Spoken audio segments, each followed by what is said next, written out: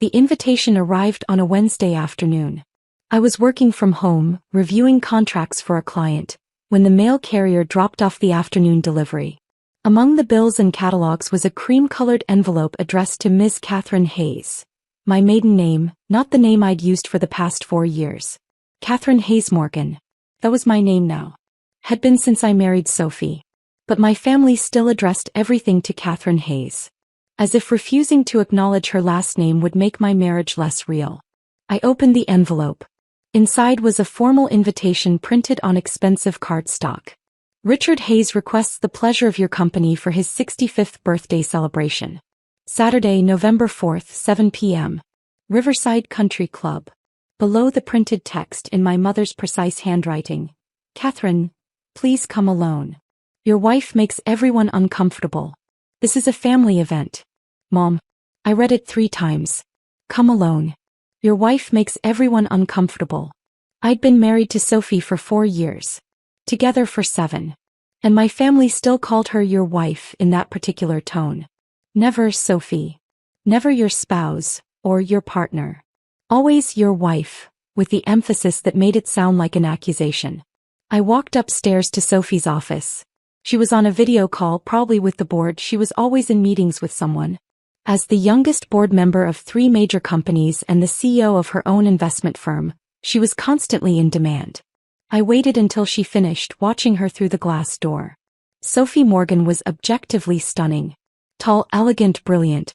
Dark hair, sharp cheekbones, the kind of presence that made rooms go quiet when she entered.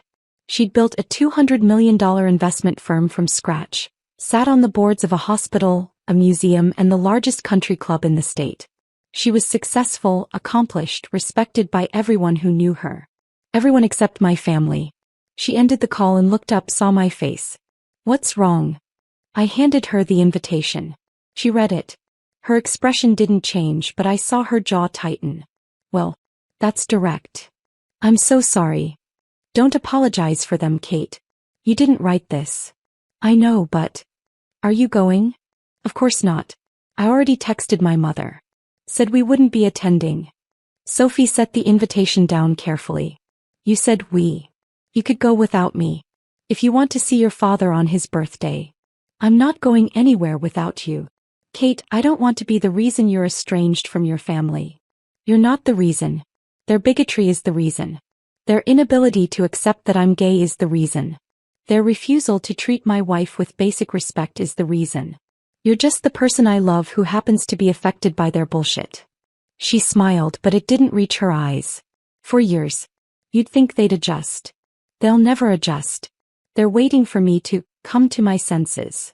To leave you and marry a man and give them grandchildren and pretend this was all a phase. Is it a phase? He was joking, trying to lighten the mood. Absolutely. Any day now I'll wake up and suddenly be attracted to men. It's how sexuality works, obviously. She laughed and I sat on her desk. I'm sorry they're like this. I know. But Kate, I need you to understand something. I don't need your family's approval. I don't need them to like me. But I do need you to stand up for us. For our marriage. For what we have. I'm standing up for us. I said no. You said we won't attend. Did you tell them why? I hesitated. Kate, did you tell them that excluding me is unacceptable? That their behavior is homophobic? That you won't tolerate this treatment? I said we wouldn't be coming. That's not the same thing. I know. You're right. I'll text again. I pulled out my phone and typed, to be clear, I'm not coming because you excluded my wife. Your homophobia is not acceptable, and I won't participate in events that disrespect my marriage. My mother's response came within minutes. Don't be dramatic. It's not about that. Sophie is just different. She makes people uncomfortable. Me, she makes you uncomfortable because she's a woman I'm married to. That's literally homophobia. Mom, we're not homophobic. We love you. We just think you're making a mistake. Marriage is between a man and a woman. That's what we believe. Me, then you're homophobic. And I'm done having this conversation. Mom, your father is very hurt that you won't come to his birthday. Me, he should be hurt that he excluded my spouse. I showed Sophie the exchange. She read it and sighed. You know they'll never change. I know. And you're okay with that? Being estranged from them? I'm okay with choosing you over people who don't respect us. Every time. She kissed me. I love you. I love you too. My phone buzzed again. Dad, this time. Catherine, this is ridiculous. Your mother told me you're not coming because of Sophie. This is my 65th birthday. Family should be there. Stop being difficult and just come to the party. Sophie will be fine for one night without you. I typed back. I'm married to Sophie. We're a package deal. If she's not welcome, I'm not welcome. Dad, fine. Don't come. Maybe you'll learn some family values. Family values. The phrase they always used. As if loving my wife was somehow opposed to family values. I didn't respond.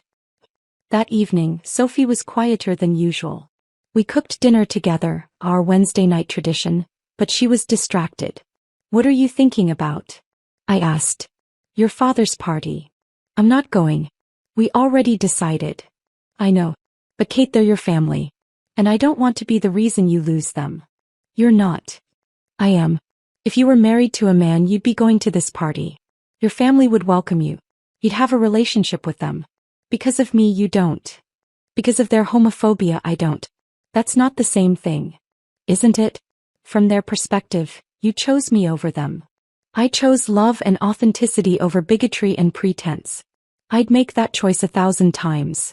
She set down her knife. Your father's party is at Riverside Country Club. I know. I'm on the board there. I know that too. I could make some calls. Make sure they're treated well. Make sure the party goes smoothly. Sophie, no. You don't owe them anything. I owe you a wife who doesn't cause problems with your family. You don't cause problems. They cause problems. There's a difference. But she had that look in her eyes. The one she got when she was planning something. 2 days before my father's party, I was in a meeting with a client when my phone started buzzing. I ignored it. He called 3 more times. Finally, I excused myself and called him back. Catherine, what did you do? He was furious. More furious than I'd ever heard him. What are you talking about? The country club. They called me this morning. My membership has been revoked. 30 years I've been a member and they're kicking me out. Why would they do that? That's what I want to know. They said it was a board decision. They won't give me details. Just that my membership is terminated effective immediately. Dad, I don't know anything about this. Don't lie to me. Your wife is on that board. Did you put her up to this? Is this revenge because we didn't invite her to my party? I didn't. And they canceled my party. The venue is no longer available. 2 days before. Do you know how that makes me look? I've invited 60 people. The invitations went out weeks ago. And now I have to tell everyone the party is canceled because my daughter's wife got me kicked out of my own country club. I need to call you back. I hung up and immediately called Sophie. She answered on the first ring. Did you revoke my father's country club membership? Yes. Sophie, why would you do that? Because he's a bigot. And I'm tired of watching him hurt you. But, Kate, listen to me. I'm on the board of directors at Riverside. I proposed we revoke memberships for anyone engaging in discriminatory behavior. The board agreed. Your father's exclusion of me from his party, explicitly because I'm a woman married to his daughter, qualifies as discriminatory behavior. You did this for me? I did this because it was the right thing to do. The country club has anti-discrimination policies. Your father violated them. Actions have consequences. He's going to blame me. Let him. He's been blaming you for being gay for years. This is no different. He said the venue is cancelled too? There was a pause. About that. Sophie. I may have mentioned to the venue management that hosting a party for someone who was just removed from the club for discriminatory behavior would reflect poorly on their establishment. You got his party cancelled? I suggested they reconsider the booking. They made their own decision. Sophie. Are you angry? I thought about it. Was I angry? My father had spent 4 years refusing to acknowledge my marriage. Had spent 4 years making Sophie feel unwelcome. Had just sent me an invitation that explicitly excluded my wife because she made him uncomfortable. No, I said finally. I'm not angry. I'm actually impressed. And a little scared of you. She laughed. Don't be scared. I only use my powers for good. This is going to make everything worse with my family. Things were already bad, Kate. This is just making the bad visible. My phone didn't stop ringing for the rest of the day. Dad called 6 more times. Mom called. My brother Eric called. My sister Amanda called. Aunts, uncles, family, friends. Everyone wanted to know what happened. I let them all go to voicemail. That evening, Sophie came home with Chinese takeout and a bottle of wine. Rough day. You could say that. My entire family is furious. At you. At both of us. But mostly at you. Good. They should be furious at me. I'm the one who got your father kicked out of his country club. And cancelled his party. She agreed. Which, for the record, I don't regret. Tell me something. The venue he booked. Do you really have influence there? She smiled. I own it. You what? I own the venue. Riverside Gardens. I bought it 2 years ago as an investment property. When your father booked it for his party, I was displeased. So you cancelled it? I suggested to my event manager that we were under no obligation to host events for people who'd been removed from associated clubs for discriminatory behavior. The manager agreed. Your father's party was cancelled. You own the venue where my father wanted to have his birthday party. I own 17 event venues across the state. The odds were pretty good he'd choose one of mine. 17. My investment firm specializes in hospitality and event properties. We own hotels, wedding venues, conference centers. It's a $200 million portfolio. I knew you were successful. I didn't know you were that successful. There's a lot you don't know about my business dealings, Kate. I keep work separate from home. So my father's party was cancelled because he booked a venue owned by the woman he refused to invite to his party. Ironic, isn't it? That's one word for it. He poured us both wine. Are you upset with me? For standing up for us? For holding my father accountable? No. I'm not upset. But I'm worried about what comes next. My family isn't going to let this go. Let them not let it go. Kate, they've been disrespecting you for 4 years. They've been disrespecting me for 4 years. They've been disrespecting our marriage. At some point, consequences have to happen. I know. You're right. But you wish I'd talked to you first? Maybe. I don't know. Part of me is glad you did this. Part of me is terrified of the fallout. The fallout is already here, Kate. It's been here since you came out. Since you married me. Your family has been in fallout mode for years. This is just making it official. The next morning, my mother showed up at our door. Sophie answered. I need to speak with my daughter. Good morning to you too, Helen. Don't. Just get Catherine. I came to the door. Mom, what are you doing here? What am I doing here? What are you doing? Do you have any idea what you've done to your father? I haven't done anything. Your wife got him kicked out of his country club.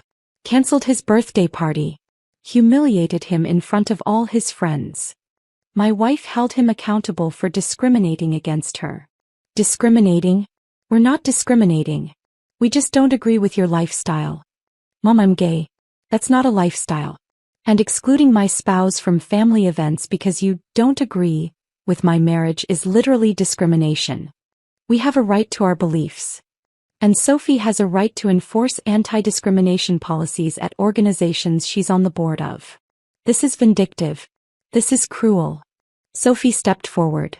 Mrs. Hayes, your husband sent an invitation to his birthday party that explicitly excluded me. He said I make people uncomfortable. The only reason I make him uncomfortable is because I'm a woman married to his daughter. That's homophobia. And I don't tolerate homophobia. You don't get to decide what is and isn't acceptable. This is our family. No, Sophie said calmly. This is Kate's family. I'm Kate's family. And I protect my family. Your husband has spent 4 years disrespecting your daughter and disrespecting our marriage. I've been patient. I've been polite. I've attended events where I was ignored, excluded from conversations, treated like I don't exist. I'm done being patient. So you ruined his birthday? You cost him his country club membership? That's your solution. My solution is consequences. Your husband discriminated against me. The country club has anti-discrimination policies. He violated those policies. He was removed. Cause and effect. You're destroying our family. Your homophobia is destroying your family. I'm just making sure there are consequences for it. My mother turned to me. Catherine, are you really going to let her do this? Are you really going to choose her over your own father? Every time, I said quietly. Every single time. Because Sophie treats me with love and respect. Because Sophie sees me as a whole person. Because Sophie doesn't think my sexuality is a phase or a choice or a problem to be solved. So yes, Mom. I choose her. Over you, over Dad, over anyone who asks me to pretend my marriage isn't real. Then you're not welcome in this family anymore. Good. Because I don't want to be part of a family that doesn't welcome my wife. She left. Slammed the door behind her. Sophie and I stood in the entryway processing what just happened. Are you okay? Sophie asked. I think so. That was a long time coming. I'm sorry. Don't be. You were right. Consequences had to happen. And I'm tired of protecting people who hurt me. She hugged me and I let myself cry. Not because I regretted it, but because even when your family is toxic, losing them still hurts. Over the next week, the situation escalated. My father found another venue for his party, a hotel banquet room. He moved the date back a week to give people time to adjust. Sent out new invitations to all 60 guests. 3 days before the rescheduled party, the hotel called him. They were canceling his booking. No explanation given, just a refund and an apology for the inconvenience. He tried 4 more venues. All of them mysteriously became unavailable within days of booking. He called me angrier than ever. She's blacklisting me. Your wife is calling every venue in the city and getting me banned. I'll ask her. I asked Sophie. She looked up from her laptop. I'm not blacklisting him. I'm simply letting my professional network know that Richard Hayes has been removed from Riverside Country Club for discriminatory behavior. What they do with that information is up to them. So you're not directly canceling his bookings? I don't need to. Most event venues have anti-discrimination policies. Most don't want to be associated with people who've been removed from clubs for bigotry. I'm just providing information.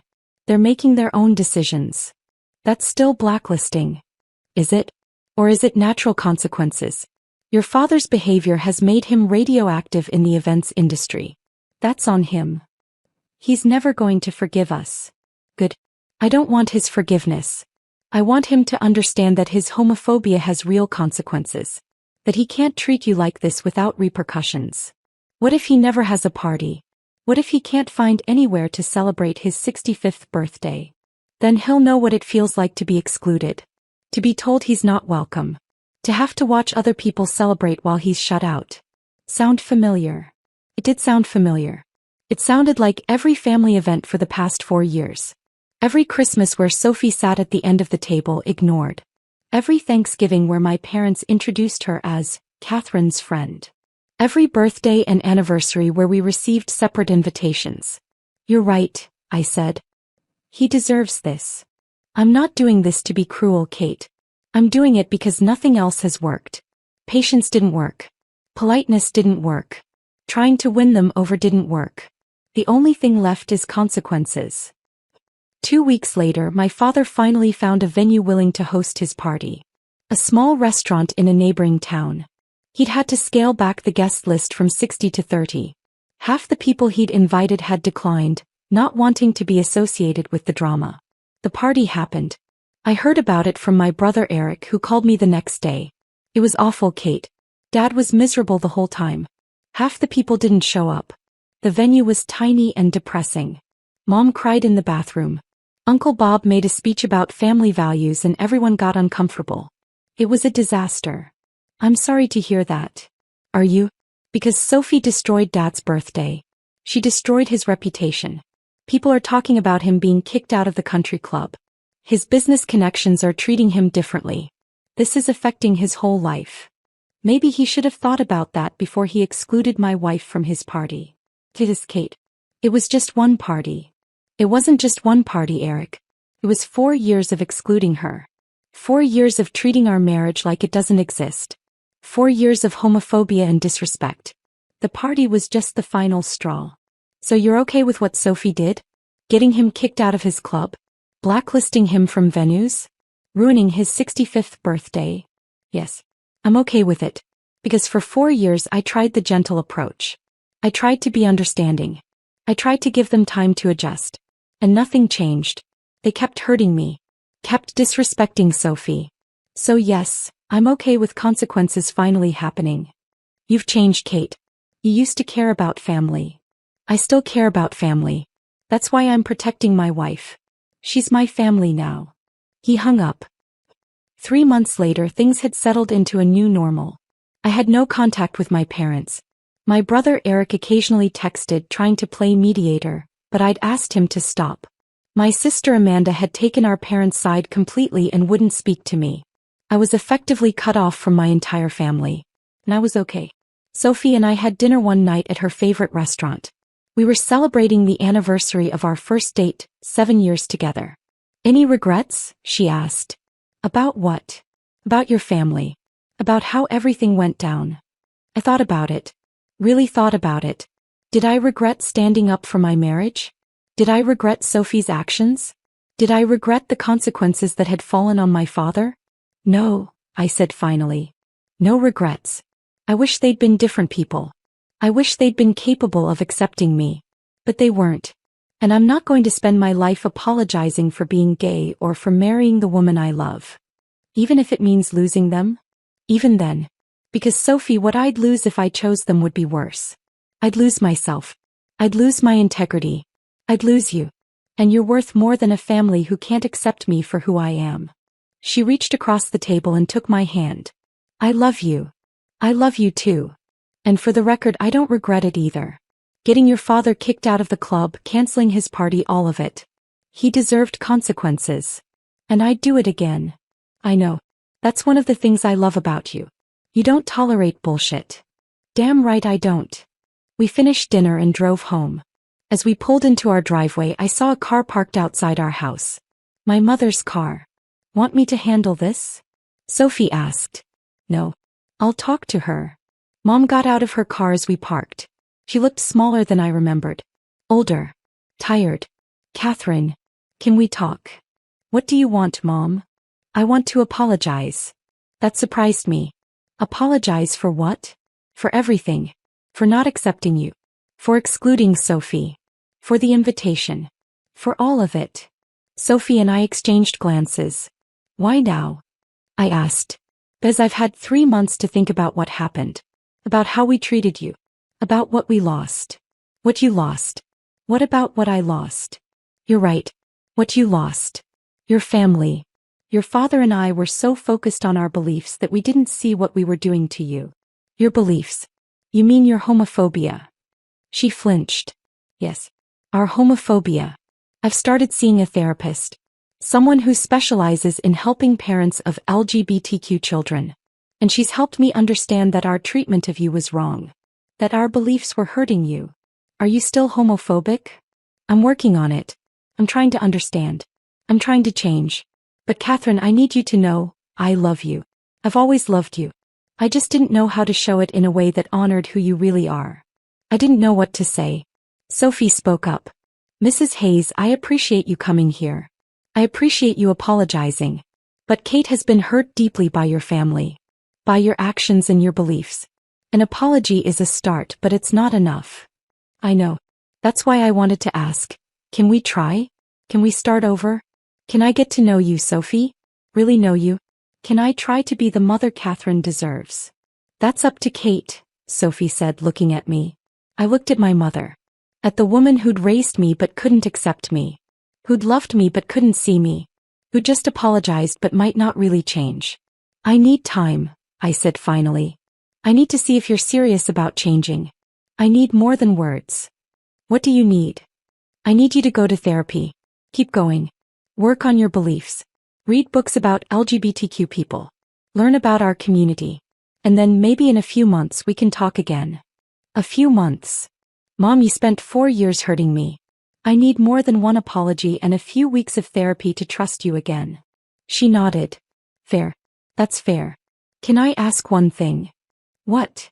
Your father. He's struggling. His business has been affected by being removed from the club. His reputation is damaged. He's depressed. Can you ask Sophie to, I don't know, make it stop? Sophie answered before I could. No. Please. He's suffering. Good. He should suffer. He discriminated against me. Against his own daughter. He excluded us from his life. Now he knows what that feels like. But he's learned his lesson. He's sorry.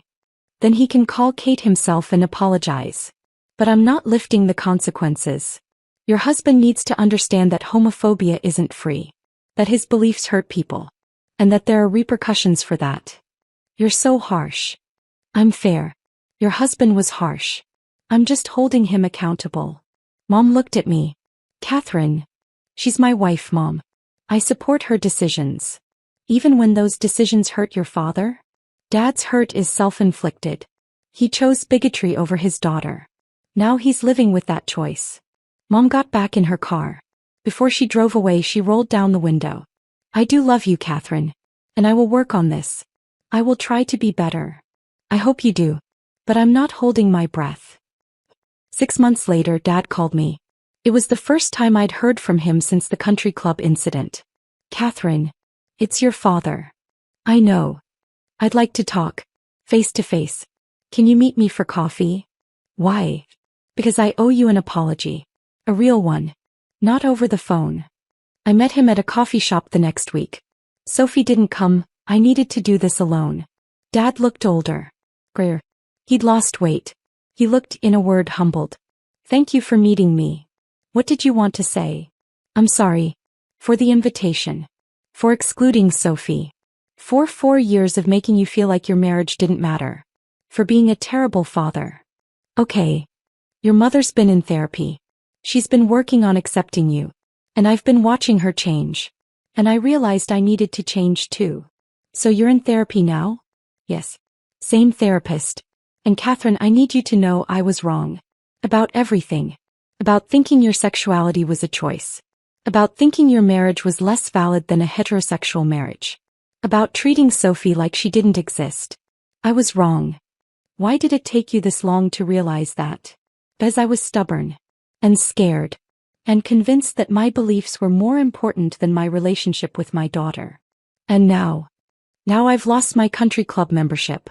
I've been blacklisted from half the venues in the city. My business has suffered. My reputation is damaged. And I've spent 6 months being excluded from things. Being treated like I don't matter. Being shut out. So you only understand because it happened to you. Yes. I know that's not great. I know I should have understood without experiencing it. But I didn't. And I'm sorry. What do you want from me? I want a chance. A chance to know Sophie. A chance to be part of your life again. A chance to be the father you deserved all along. That's a lot to ask. I know. But I'm asking anyway. I sipped my coffee. Here's what I need from you. I need you to apologize to Sophie. Directly. Look her in the eye and tell her you were wrong. I can do that. I need you to come to our house for dinner.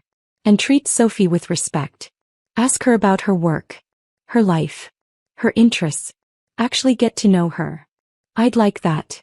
And I need you to understand that if you ever exclude her again, we're done. Permanently. No second chances. I understand. Do you? Because Dad, I love Sophie more than I love anyone in the world. More than I love you. And if you make me choose, I'll choose her every time. I know. And I don't want you to have to choose. I want to be in both of your lives. Then prove it. Show me you've changed. Don't just tell me. Dinner was awkward. Of course it was. My parents came to our house, the first time they'd ever visited. My father looked around at our home at the evidence of our life together, and I saw something shift in his face. This is a beautiful home. Thank you, Sophie said. We've been here 3 years. 3 years. And I've never visited. No, you haven't. I'm sorry for that. Dinner was slow. Careful. My parents asked Sophie about her work, her background, her interests. They listened when she talked. They treated her like a person, not an inconvenience. It wasn't perfect, but it was a start. At the end of the night, my father stood to leave. He looked at Sophie. I owe you an apology. A direct one. Not through Catherine. From me to you. I'm listening. I'm sorry. For excluding you. For treating you like you didn't exist. For being a bigot. You didn't deserve that. Catherine didn't deserve that. And I'm going to spend the rest of my life trying to make it right. Thank you for saying that. And I'm sorry for the country club membership thing. Sophie smiled. I'm not. Fair enough. I deserved that. You did. Can I ask, is there any way to fix it? To get my membership back? You'd have to petition the board. Show evidence of personal growth. Take anti-discrimination training. Write a formal apology. Would you support my petition? If you do the work. Yes. But Richard, it's going to take more than a few dinners and an apology. You're going to have to prove you've changed. I will. I promise. A year later, we celebrated my father's 66th birthday. The whole family was there, Mom, Dad, Eric, Amanda, Sophie, and me. We celebrated at Riverside Gardens, the venue Sophie owned. The one Dad had originally booked for his 65th birthday. Sophie had arranged everything. She'd even renewed Dad's country club membership after he completed 6 months of diversity training and wrote a formal apology to the board. During dinner, Dad stood up to give a speech. Last year was the worst birthday of my life. I'd alienated my daughter. I'd been kicked out of my country club. I'd lost the respect of my peers. And it was all my own fault. He looked at me. Catherine, I'm sorry for what I put you through. 4 years of making you feel like you weren't enough. 4 years of treating your wife like she didn't matter. I was wrong. Completely, thoroughly wrong. He looked at Sophie. And Sophie, thank you. For not letting me get away with it. For holding me accountable. For forcing me to change when I was too stubborn to change on my own. You're the best thing that ever happened to my daughter. And I'm grateful she found you. He raised his glass. To family. The one we're born with and the one we choose. May we all be worthy of the people who love us. We toasted. And for the first time in years I felt like I had my family back. Not the family that had rejected me. But a new family. One that had learned. One that had grown. One that finally saw me and Sophie for who we really were. It wasn't perfect. There were still awkward moments. Still things that needed work. Still years of damage that couldn't be undone overnight. But it was progress. Real, honest, hard-won progress. And sometimes progress was enough. Sophie squeezed my hand under the table. You okay? Yeah. I'm good. No regrets. About standing up for us? Never. About giving them a second chance? But I'm hopeful. Me too. And sitting there at my father's 66th birthday party, in the venue my wife owned, surrounded by a family that had finally learned to accept us, I felt something I hadn't felt in years. I felt like I belonged. Not because I'd changed to fit their expectations, but because they'd finally changed to accept my reality. And that made all the difference.